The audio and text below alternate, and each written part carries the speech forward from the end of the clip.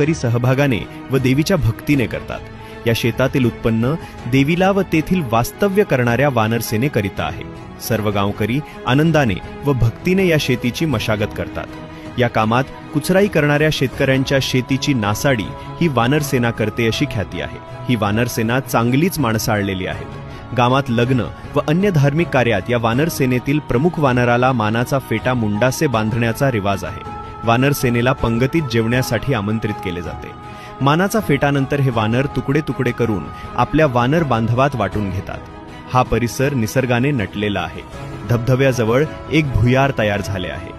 या भुयारात 1 किलोमीटर पर्यंत सर्व प्राणी संचार करतात। 1958 मध्ये हे भुयार दगडमातीने बुजले गेले आहे, परंतु अद्याप 150 फुटापर्यंत गुहा आहे। शिरूर, पारनेर आणि श्रीगोंदा परिसरातील या पर्यटन आणि धार्मिक स्थळांबद्दल जाणून घेण्यासाठी आपल्या शिरूर कट्टा चॅनलला नक्की फॉलो करा।